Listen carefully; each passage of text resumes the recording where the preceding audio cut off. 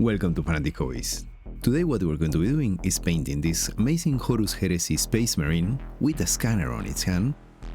I just wanted to test new techniques, so I'm mostly using a sponge for all the armor, and then also using the brush for reaching those hard places.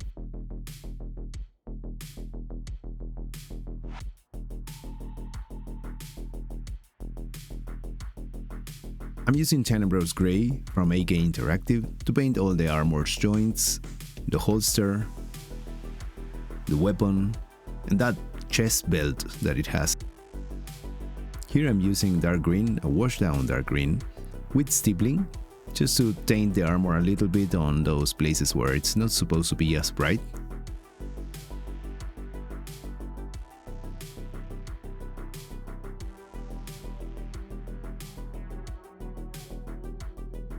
Now I'm using a Scorpina green, pure by itself for all the highlights, the armor highlights.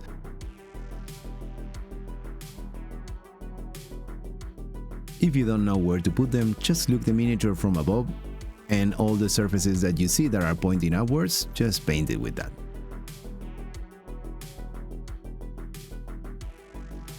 Now to highlight all the Tenebrous Grey, I'm using a little bit of cold white on a ratio of 1 part of cold white, 2 parts of Tenebrous Grey, and doing all the edge highlight with that color.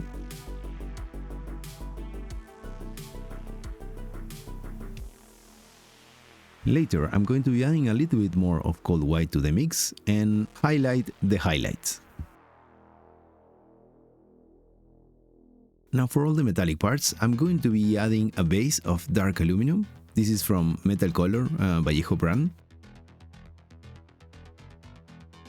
This inner barrel is a little bit tricky, you just have to have a little bit of good pulse, but if you messed it, don't worry, you just add a little bit more of Tenebrous Grey to cover it and that's it. Now for this movement detectory thing that it has on its hand, I am using pure cold white just to draw something. I took some inspiration from the Alien movie, you know, the movement detector.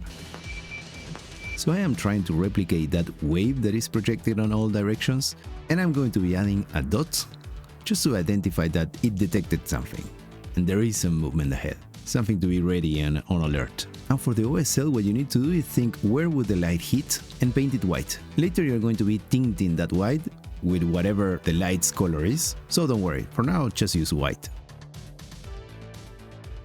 Notice that I am adding first like a washed down white, and then I highlight the surface with a more purer cold white, not as diluted.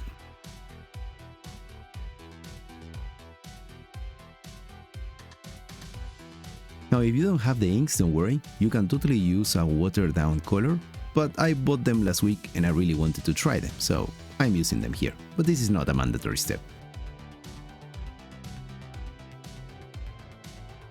Now here what I'm doing on the beak is stippling, and I am using the brightest color, then going down on different tones, just to integrate better the colors with the OSL effect.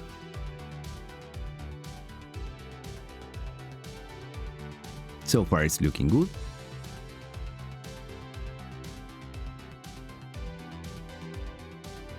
Now for weathering and battle damage effects, I'm here using Ghost Green, which is a brighter color than the armor's colors. And why am I using this?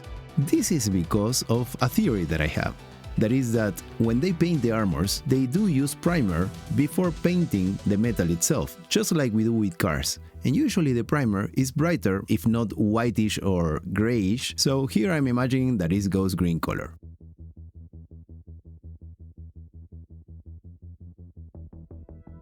Later, and on the cases where all the paint has been removed, I'm going to use again the dark aluminum color just to represent that we are seeing the metallic armor itself with no paint. And where do we add these effects? Everywhere where it might get scratched, you know? The knees, the elbows, the feet.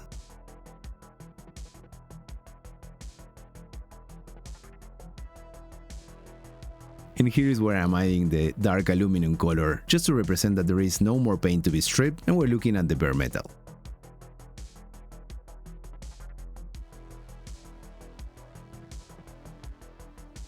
Use a burnt sienna ink or any other similar color, but really watered down, to represent that this is not brand new and it has seen some action. Use cold white to whatever light you want to pop. So the trick is, first you use a little bit of white, then you add the cold color, or just, let's say, the lighting effect, but not the light itself. Then add a little bit more white. Then use another color, a brighter one. Here we are using an orangey one, where previously it was a reddish ink. And the reddish one, the darker one that you used before, is going to create the OSL effect. And to highlight the metal itself, just use white aluminum from Vallejo again. I highly recommend this combination of dark aluminum and white aluminum to paint metal and to highlight that metal. As you can see, it looks great.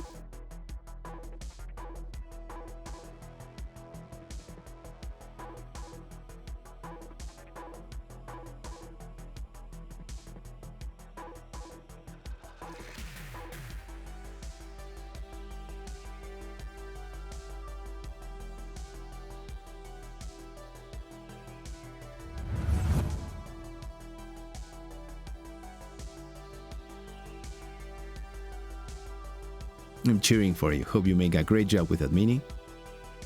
Have a wonderful day and see you next time.